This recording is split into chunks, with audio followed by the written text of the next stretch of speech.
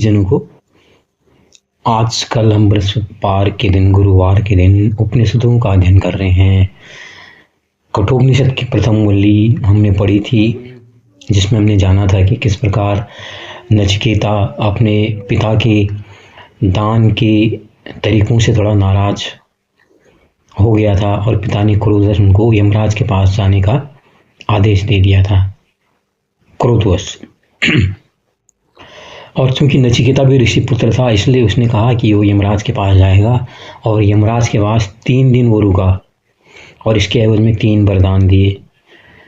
तो पहली बार में तो हमने जाना कि 2 वरदानों में किस प्रकार से नचिकेत अग्नि त्रिचिकेत अग्नि के बारे में और अपने पिता के क्रोध को शांत करने के बारे में वो वरदान दे दिया था। जब तीसरे वरदान मांगने की बारी आई तो नचिकेता ने कहा कि बहुत से लोग कहते हैं कि मरने के बाद आत्मा रहती है, बहुत से लोग कहते हैं नहीं रहती है। तो मुझे हे यमाचार्य, मुझे आप बताने की कृपा करें कि ये मरने के बाद आखिर होता क्या है।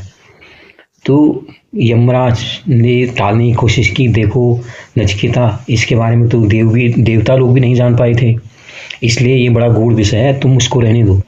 फिर ने प्रलोभन दिया, देखो जितने संसार के वैभव सुख साधन भोग की साधन चाहिए, सारे जो तुम्हें चाहिए वो तुम ले लो। तब भी नचिकेता नहीं माना, बोला नहीं मुझे तो वही चाहिए। उसके बाद अंत में एक पाला फेंका क्योंकि यमराज भी देख लेना चाहते थे कि आत्म तत्व के बारे में वास्तव में जानने का इच्छुक है या यूं ही, तो उसको परखना चाह रहे थे।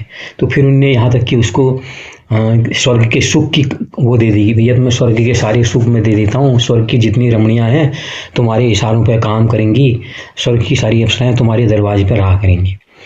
तो नचिकेता ने कहा आप कैसी बातें करते हो, ये तो सारी चीज़ें अनित्य हैं और ये अनित्य चीज़ों के लिए आप मुझे जो नित्य है उसकी से मुझे वंचित करना चाह रहे हो।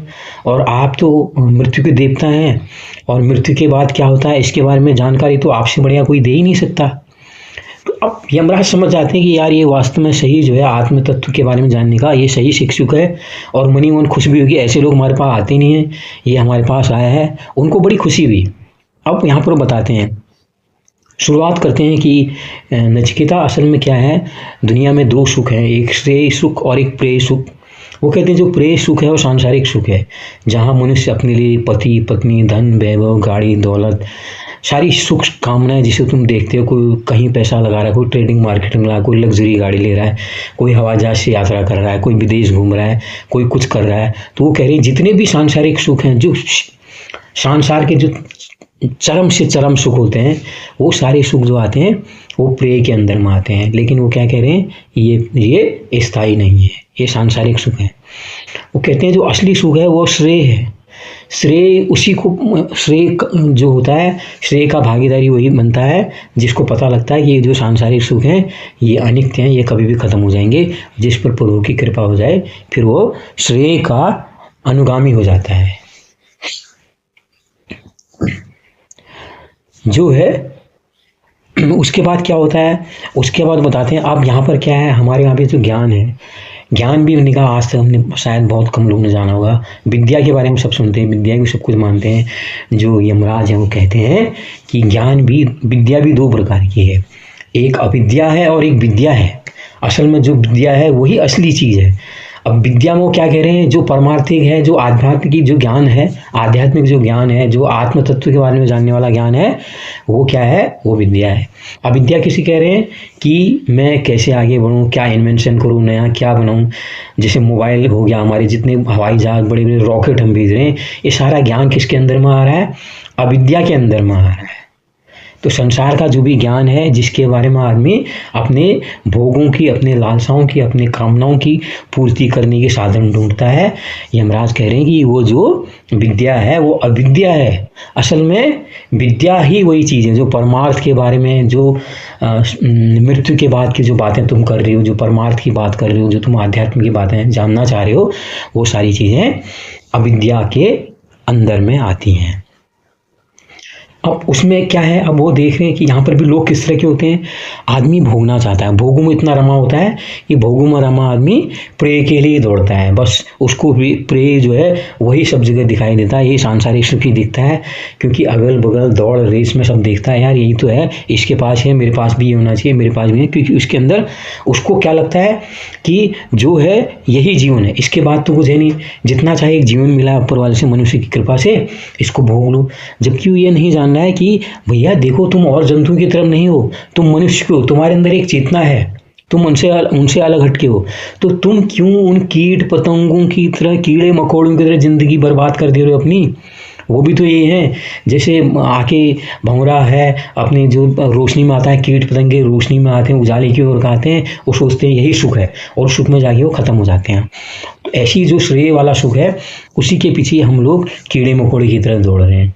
तो कह रहे हैं वो लोग जानते नहीं, वो क्या सोचते हैं, जो है यही है, इसके अलावा कुछ भी नहीं है। तो जो लोग आत्म कल्याण के बारे में जानना चाहते हैं, वो ही प्रिय के श्रेय के बारे में जान सकते हैं। अब यहाँ पर क्या है, जो उसके बाद फिर अनित्य और नित्य साधन। अनित्य साधन क्या है, जो संसार के जितने भी साधन है, हम एकदम मरना तो तय है सबको है, कोई भी आया दुनिया में, जो भी आया है, जो भी चीज़ है, जितनी जो धरती में जितनी चीज़ें हैं जिनको हम भोग रहे हैं, वो सारी चीज़ें अनित्य हैं, वो एक दिन नष्ट हो जानी है, खत्म हो जानी है। नित्य क्या है, जो स्थायी है, जो हमेशा रहेगा, जो कभी खत्म नहीं होगा। जब आदमी अनित्य के सुख दुख से पार हो जाएगा तो उसको नित्य सुख मिलेगा।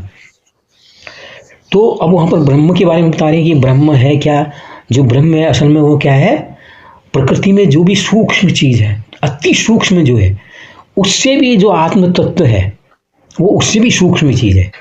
इसलिए इसके बारे में आप जो है बड़े गहन महन अध्ययन से जान सकते हो। और इसके लिए वो क्या कह रहे हैं कि आपके पास में जो एक गुरु है, एक गुरु जागृत गुरु हो, जिसको इन चीज़ का पता हो। अल्प बुद्धि लोगों से अपने आप कोने में बैठ के, अंधेरे में बैठ के किताब पढ़ के आप चाहोगे कि मुझे ब्रह्म के बारे में जानकारी हो जाएगी, तो वो बड़ा मुश्किल काम है। इसलिए ये भी कहा गया है इसमें कि एक अच्छा गुरु अगर मिल जाए तो समझ लो तुम्हारा आत्म कल्याण हो जाए।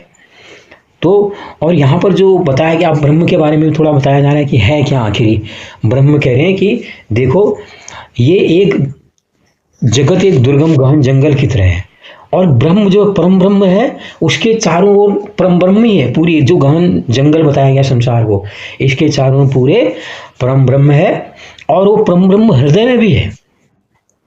और हृदय में, सबके हृदय में, जो मनुष्य के हृदय में तो है ही है, और मनुष्य को इसीलिए चेतना भी दी है। लेकिन मनुष्य जो है कीट पतंग की तरह विहार कर रहा है, वो प्रिय सुखों में लगा हुआ है, तो इसलिए उसको अंदर जो दर्शन है वो परम ब्रह्म के दर्शन इसी कारण से नहीं आ पाते हैं, क्योंकि योग माया ने छुपा दिया। वो माया, आदमी माया में घिरा, प्रेय सुर्ख में लगा हुआ है। तो जो योग माया से जो हमारे अंदर भीतर छुपे हुए परम ब्रह्म है, वो हमको दिखाई नहीं देते हैं।